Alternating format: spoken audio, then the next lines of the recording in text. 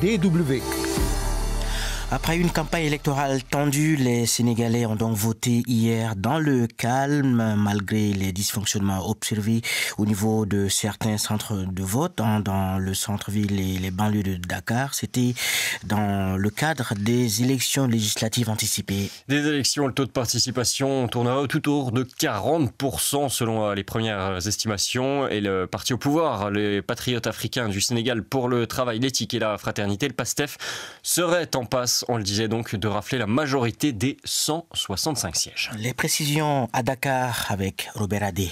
Ces 10 heures de scrutin législatif au Sénégal, à part quelques retards dans l'ouverture de certains bureaux de vote, se sont déroulés dans le calme et sans incident majeur, affirme Moustapha Mbeng, coordonnateur au niveau de Kermassa Sud du Parti républicain pour le progrès, PRP, de Diétifal, allié du PASTEF, le parti au pouvoir. Le vote s'est déroulé dans de très bonnes conditions. Nous sommes très confiants que nous aurons la majorité. C'est pourquoi nous ne prévoyons pas le contraire. Pourtant, à Nbao, dans le département de Pikine, le maire Abdou Karim Sahal, opposant et leader de la coalition AKS, crie au sabotage de son bulletin de vote. Je constate que dans l'ensemble des bureaux de vote de la commune de Mbao et dans le département de Pikine, particulièrement à Thiaroye-sur-Mer, que mes bulletins qui sont déposés sont des bulletins dépourvus de photos lisible. Personne ne peut m'identifier à travers cette photo-là.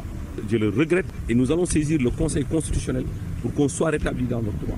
Selon certains observateurs locaux, ce dysfonctionnement était prévisible vu le nombre important de listes de candidatures en lice, soit 41 au total. L'analyste Afrique de l'Ouest à Africa Practice, Wendiam Hervé Lankwande, indique pour sa part que malgré ces ratés et la recrudescence des violences électorales et politiques, la démocratie sénégalaise se porte toujours bien. Selon l'analyste, les premières grandes tendances provisoires non officielles sont favorables au PASTEF. D'une manière générale, la configuration politique actuelle semble être favorable pour une victoire du parti présidentiel. Bien sûr qu'il faut rester prudent, il faut attendre la confirmation des autorités électorales, mais je pense qu'une victoire du PASTEF ne serait peut-être pas une grande surprise. Après, l'autre question qui se pose, c'est quelle sera la performance de l'opposition. Au total, 165 sièges sont à pourvoir pour la prochaine législature. Et l'enjeu pour l'opposition sera d'avoir